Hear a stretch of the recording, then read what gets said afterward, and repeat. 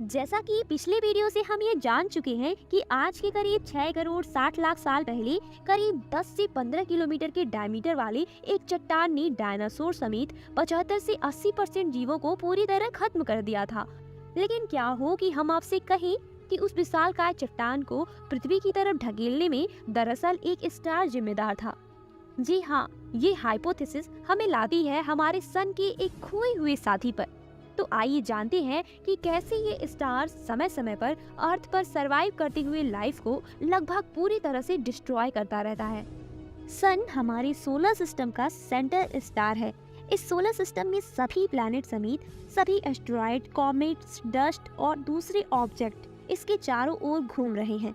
इस स्टार का मास जहां अर्थ के कंपैरिजन में 3,33,000 गुना तक ज्यादा है, तो इसका वॉल्यूम इतना ज्यादा है कि इसमें 13 लाख पृथ्वियां समा सकती हैं।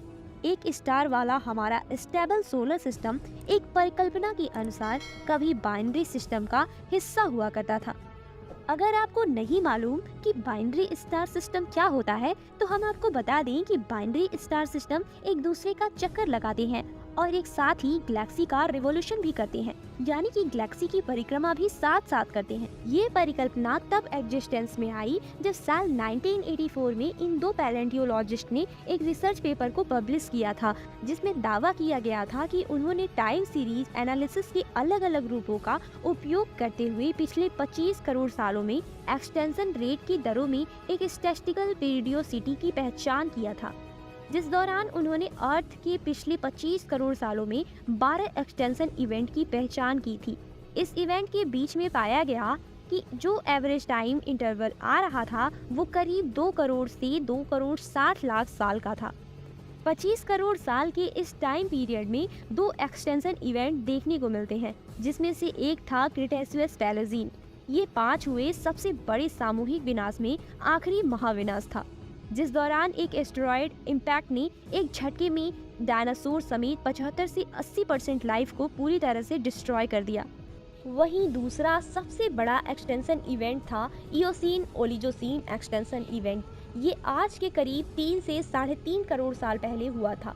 वास्तव में ये उतना बड़ा इवेंट साबित नहीं हुआ था। इस एक्सटेंशन इवेंट के पीछे क्या रीजन रहा होगा ये साफ तो नहीं, पर इसके पीछे जिम्मेदार ज्वालामुखीय गतिविधियों या किसी बड़े मेटेराइट इम्पैक्ट को बताया जाता है। ये दो वैज्ञानिक यह तो नहीं बता सके कि इसके पीछे का एक्चुअल रीजन क्या था, बट वो 100% श्योर थे कि इन डिस्ट्रक्शन का रीजन नॉन टेरेस्ट्रियल मतलब पृथ्वी से जुड़ा नहीं था। इसके बाद कई साइंटिस्ट की टीम ने इसे एक चैलेंज के रूप में ले लिया और सुझाव दिया कि अर्थ पर हुए इस मास एक्सटेंशन के पीछे 1.5 लाइट ईयर दूर एक रेड डॉर्फ स्टार हो सकता है। बाद की थियरी ने यह भी सुझाव दिया कि नेमेसिस नाम का ये स्टार ब्राउन डॉर्फ या व्हाइट डॉर्फ स्टार हो सकता है। ये सभी लो मास स्टार लाइट में काफी डिम होते हैं, जिसके चलते इन्हें खोजना और भी मुश्किल हो जाता है। साइंटिस्ट ने अनुमान लगाया कि ये नेमेसिस हैवी प्लेस जैसे वुड क्लाउड को इफेक्ट करता होगा और इसी के चलते वुड क्लाउड में मौजूद बर्फीली चट्टानें सन की ओर ढकेल दी जाती होंगी। अर्थ के करीब 25 से 50 करोड़ सालों में हुए एक्सटेंशन इवेंट के बीच में साइंटिस्ट ने जो 26 से 27 मिलियन ईयर का पैटर्न देखा था, उसके पीछे हो सकता है कि ये नेमेसिस ही जिम्मेदार हो। अगर ये नेमेसिस स्टार वाकई में मौजूद है, तो ये हर 26 से 27 करोड़ साल के टाइम पीरियड में वुड क्लाउड के करीब से गुजरता होगा, जिसके कारण ये वुड क्लाउड से कुछ कॉमेट्स को सन की ओर ढकेल देता होगा और इससे उस कॉमेट्स का अर्थ से टकराने की दर बढ़ जाएगी और सामूहिक विनाश और ज्यादा सामान्य होंगे। काइपर बेल्ट ये एक और चट्टानी पिंडों से बना डिस्क है जो सोलर सिस्टम के अंदर की ओर मौजूद है। सन का ये अज्ञात साथी तारा आने वाले टाइम में अपनी ग्रेविटी से इसे काइपर बेल्ट को प्रभावित करता है।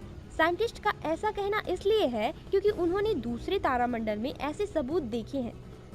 साल 2017 में हुई नई स्टडी के अनुसार हमारे सन जैसे सभी स्टार्स एक साथी तारे के साथ अस्तित्व में आते हैं।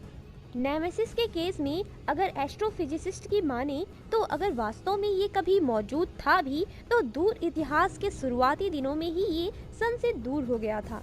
जैसा कि आपको पहले ही बता दिया गया है कि डॉर्फ स्टार की लाइट बहुत ही डीम होती है, जिससे उन्हें खोजना इतना आसान नहीं होता है। इसलिए इसे बेहद सेंसिटिव टेलीस्कोप से खोजा जा सकता है। इसीलिए साइंटिस्ट ने इस स्टार को खोजने में 4 साल का वक्त लगा दिया, जिससे उन्होंने 173 रेड डॉर्फ स्टार को खोज निकाला। लेकिन कोई भी स्टार इतना करीब नहीं था जिसे नेमेसिस कहा जा सके।